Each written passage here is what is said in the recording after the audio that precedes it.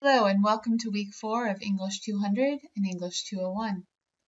This week we're going to be talking about metaphor as meaning, how Cheryl Strayed used the Pacific Crest Trail as a metaphor in her book Wild. We're going to talk a little bit about revision because this is an area where almost every writer needs improvement, and it's how you'll get ready to begin working on your portfolio because, believe it or not, after this week, there are only 2 weeks left, and at the end of that 6th week, you'll be turning in your final portfolio for this class. Your assignments this week are a discussion forum where you're going to discuss the creative nonfiction essays, they're very short, that are part of the anthology of creative nonfiction that is posted under this week's content. You will also be doing a writing journal exercise where you'll practice writing a lyric essay, and another exercise where you'll practice writing a research essay.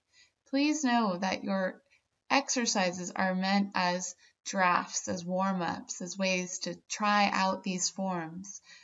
Please don't spend hours and hours and hours on these if that's causing you to have trouble on the next part, which is your formal writing assignment, because that's where your work gets really closely read, and I expect it to be really revised from the writing journal exercise that it stems from.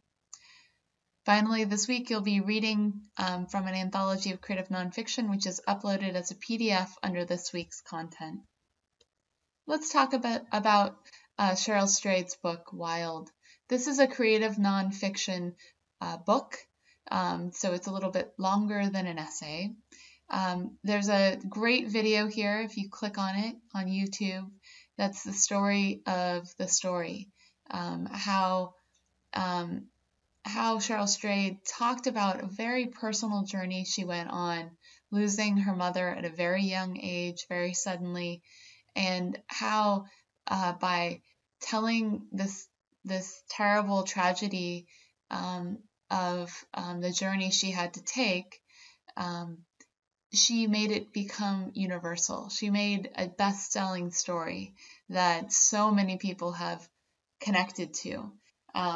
That's part of what I've been trying to talk about in regards to the more specific you are, the more detailed you are about your personal experience that's personal to you, the more universal it becomes to everyone else.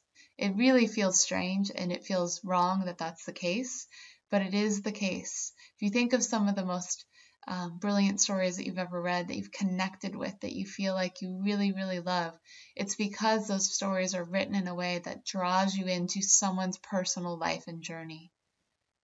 Now, in Cheryl Strayed's book, she uses the metaphor of the Pacific Crest Trail throughout the book, her hike on the Pacific Crest Trail, as a way to create a solid line in a chaotic space, which was her experience of grief. This is something that all of you could use on anything you're trying to understand. Finding a grounding metaphor in the middle of something to tell the story of something else. So perhaps you want to tell the story of a tragedy that happened in your life. Don't just tell the story of the tragedy. Think about everything around it, the before time, the time before the tragedy, the time after the tragedy, and find something maybe unrelated to it to talk about as a way to tell that story.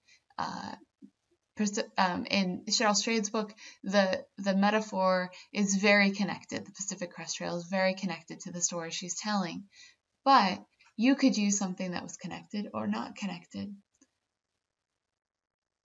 Now, one of the things that we're going to be working on this week is revision. You're always going to be developing drafts. That's what you're doing when you're doing your writing exercises. And when you leave this class, whenever you sit down to write something, that's a draft. One thing to think about when you're drafting is structuring. Professional writers don't just wait for the muse to enter and then suddenly write down a perfect story.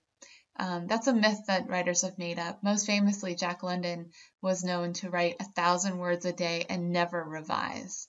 And that is absolutely not true.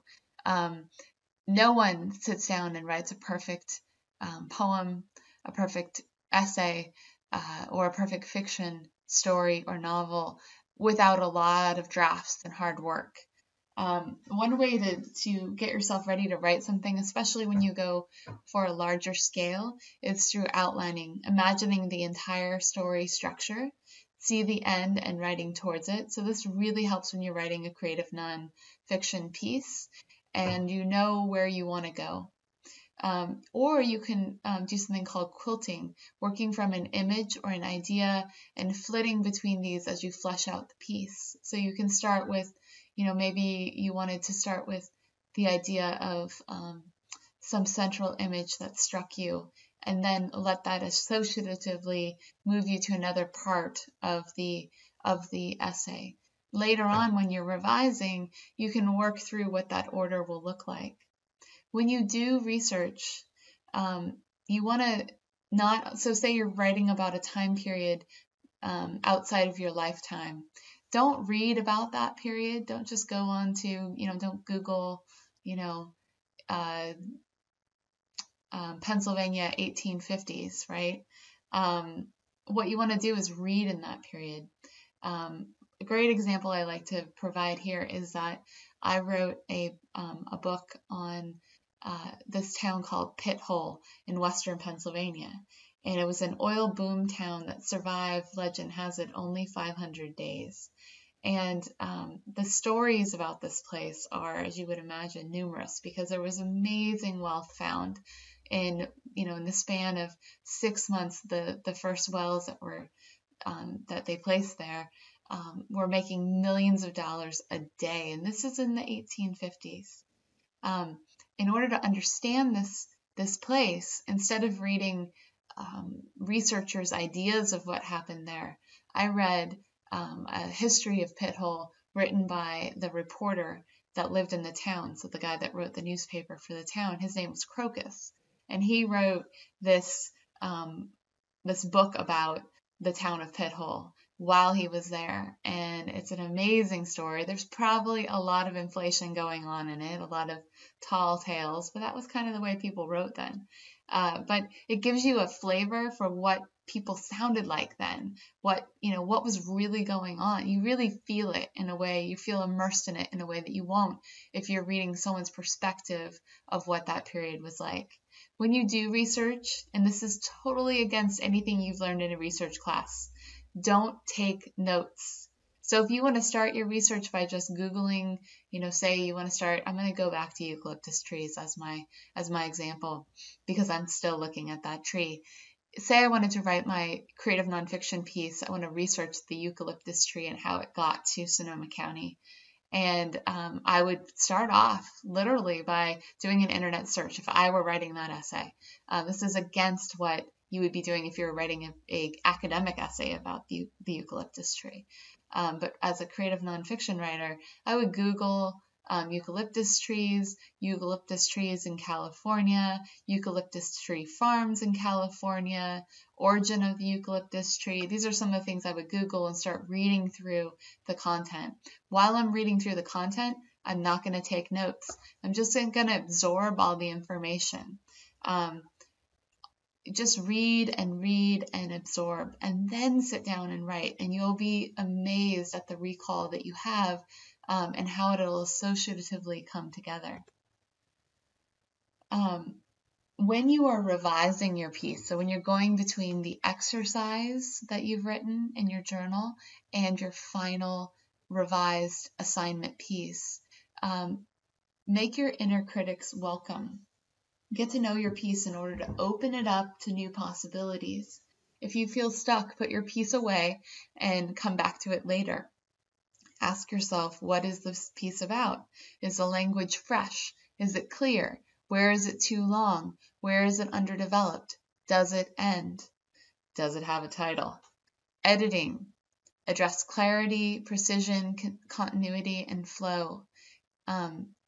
Can be done by someone besides the author. line edits, spelling, punctuation, and grammar. This is really important for you to, after you've done this major revision, step away from your piece. Always run spell check. That's an easy step. You guys have it. You guys are so lucky because back in the olden days when I was in college, we did not have spell check. And it was a lot harder to spell everything correctly. So make sure you run spell check. Make sure you also look at every sentence to make sure it makes grammatical sense. It is okay in creative nonfiction to write fragments if it's pacing the piece. I will never mark you down for that. I use fragments in my own creative nonfiction pieces. All right, guys, this week you're going to write, we're going to have a dialogue first about the anthology of creative nonfiction pieces, just kind of to warm you up and make you think about creative nonfiction. So choose one of the essays from this week's reading selection, summarize the essay, talk about the author, how the author artfully tells his or her story. What creative writing tools does this author use in this piece?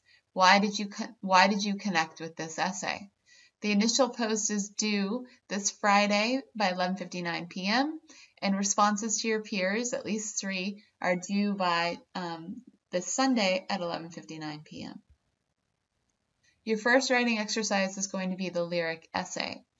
You're going to choose one of the 4 writing exercises written below to write a lyric essay from. And this, remember, is a draft. You're just kind of letting it loose on the page. You get credit for trying to write something, for trying this out. If you get stuck doing one of these prompts, move to the next prompt. Just keep moving around. Also note, if you've done this exercise already, meaning if you're in English 201, please choose one of the options that you did not write from last time.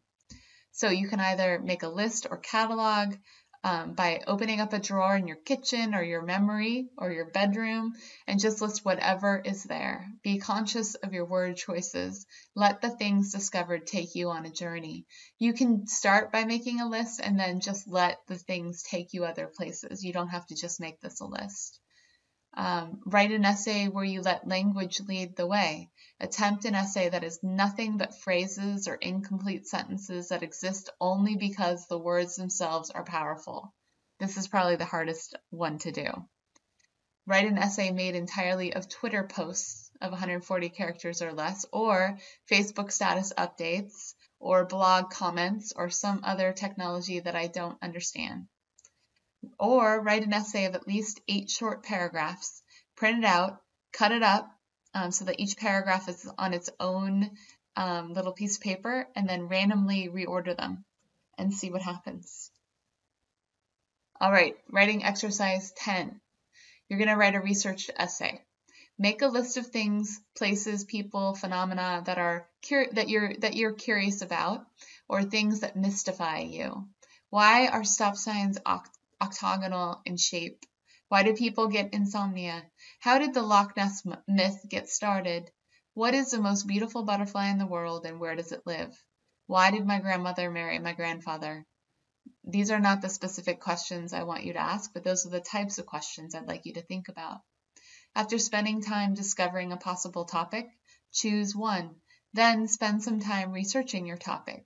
That means go to the library and or do some internet research like I was talking about before, and or do investigative reporting by talking to your family members. If it's a family story, try to get different sides of the story.